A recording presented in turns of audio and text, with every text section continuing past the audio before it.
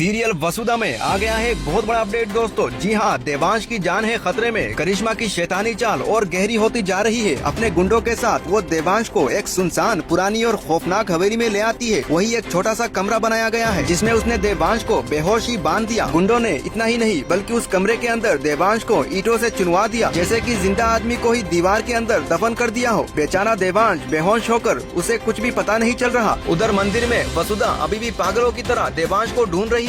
उसके दिल बार बार उसे कह रहा है कि देवांश किसी बड़ी मुसीबत में है।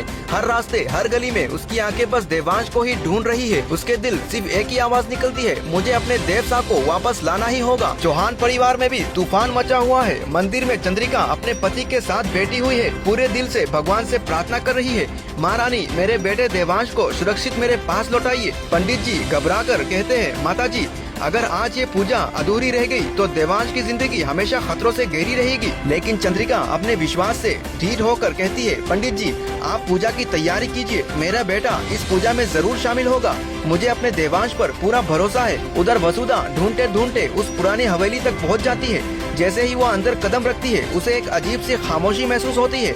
उसकी नजर एक नई बनी हुई दीवार पर पड़ती है जिसमें मिट्टी भी अभी अभी गीली होती है। वसुधा उस दीवार की तरफ जाने ही वाली होती है कि अचानक उसे वही अपना मंगलसूत्र लटका हुआ दिखता है। वसुधा के दिल को झटका लगता है, देवांश इसी दीवार के पीछे है। वह दीवार पर जोर जोर से हाथ मारते हुए चीखती है, देवसा देवसा मुझे जवाब दो, मैं तुम्हें अकेले नहीं छोड़ूंगी। लेकिन अंदर से कोई भी आवाज नहीं आती क्योंकि देवांश बेहोश पड़ा होता है।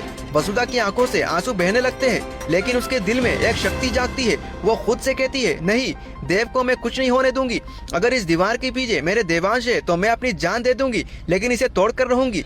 अपनी पूरी ताकत लगाकर वसुधा ईंटों को गिराना शुरू करती है।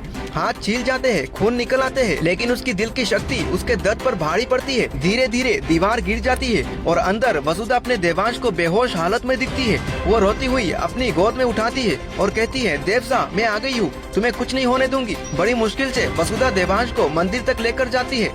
जैसे ही पंडित जी पूजा शुरू करने वाले होते हैं, वसुधा देवांश को मंदिर के दरवाजे पर ले आती है। मंदिर की घंटियां बजने लगती है, लोग हैरान रह जाते हैं।